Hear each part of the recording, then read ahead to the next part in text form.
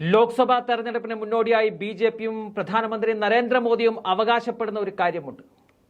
അത് കഴിഞ്ഞ 10 വർഷം കൊണ്ട് ഇന്ത്യ സ്വർഗതുല്യമാക്കി എന്നതാണ്. അദാനിയെപ്പോലുള്ള പുത്തൻ പണക്കാർ ഉദിച്ചുയർന്നതല്ലാതെ ഈ രാജ്യത്ത് മോദി ഭരണം കൊണ്ട് എന്ത് നേട്ടമാണ് ഉണ്ടായിരിക്കുന്നതെന്ന ചോദ്യമാണ് പ്രതിപക്ഷം ഉന്നയിക്കുന്നത്. തെരഞ്ഞെടുപ്പിന് 2 മാസം അവശേഷിക്കെ ഇന്ത്യയിലെ ജനജീവിതത്തിന്റെ നേർസാക്ഷ്യമാകുന്ന പല റിപ്പോർട്ടുകളും പല കോണുകളിൽ നിന്നും പുറത്തു വരുന്നുണ്ട്. അതൊന്നും പ്രതിപക്ഷം പടച്ചുവിടുന്നതല്ല എന്നതാണ് സത്യം. വിശ്വാസയോഗ്യമായ അന്താരാഷ്ട്ര സംഘടനകളാണ് പല റിപ്പോർട്ടുകൾക്കും പിന്നിലുള്ളത് എന്നതാണ് വാസ്തവം. ആവശ്യമായ ആഹാരം കിട്ടാതെ ദിവസം മുഴുവൻ കഴിയേണ്ടി വരുന്ന നവജാത ശിശുക്കൾ ഉൾപ്പെടെയുള്ള കുഞ്ഞുങ്ങൾ ഏറ്റവും അധികമുള്ള രാജ്യങ്ങളുടെ പട്ടികയിൽ ഇന്ത്യ മുന്നിലുണ്ട്.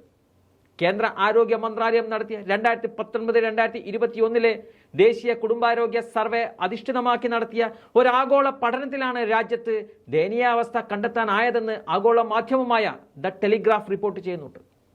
ടെലിഗ്രാഫ് ആയതുകൊണ്ട് തന്നെ പ്രതിപക്ഷ സൃഷ്ടിയാണെന്ന് പറയാൻ ബി.ജെ.പിക്കാർ മെനക്കെടില്ലെന്നും ഉറപ്പാണ്. 24 മണിക്കൂറിനുള്ളിൽ ഒരാഹാരവും കഴിക്കാൻ സാധിക്കാത്ത 67 ലക്ഷം കുഞ്ഞുങ്ങൾ ഇന്ത്യയിലുണ്ട് എന്നതാണ് പഠനത്തിൽ കണ്ടെത്തിയിരിക്കുന്നത്. ഗിനിയ, ബെനിൻ, ലൈബീരിയ, മാലി തുടങ്ങിയ പടിഞ്ഞാറൻ ആഫ്രിക്കൻ രാജ്യങ്ങളുടേതിന് തുല്യമായ വ്യാപന നിരക്കാണ് ഇക്കാര്യത്തിൽ ഇന്ത്യയിലുള്ളതെന്നാണ് പഠനം പറയുന്നത്.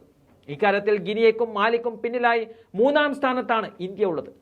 മറ്റൊരു ശ്രദ്ധേയമായ കാര്യം, വികസനത്തിൽ ഇന്ത്യയേക്കാൾ പിന്നിൽ നിൽക്കുന്നുവെന്ന് നമ്മൾ കരുതിപ്പോരുന്ന ബംഗ്ലാദേശും പാകിസ്ഥാനും കുഞ്ഞുങ്ങൾക്ക് ഭക്ഷണം ലഭ്യമാക്കുന്ന കാര്യത്തിൽ ഇന്ത്യക്ക് മുന്നിലാണ്.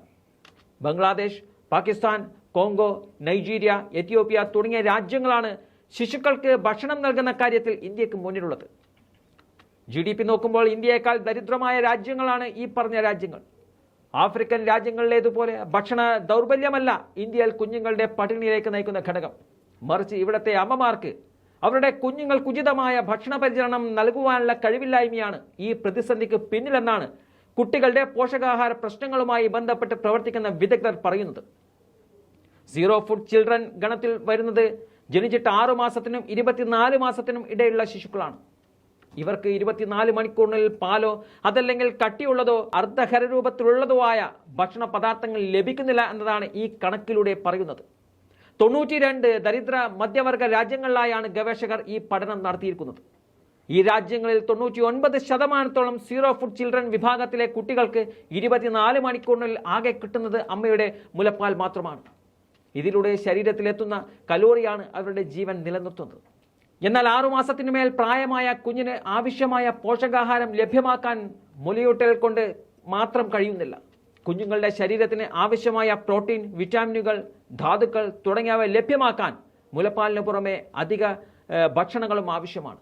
ഇക്കാര്യത്തിലാണ് മോദി സ്വർഗമാക്കി എന്ന് പറയുന്ന നമ്മുടെ രാജ്യം ഏറെ പിന്നോക്കം പോയിരിക്കുന്നത്.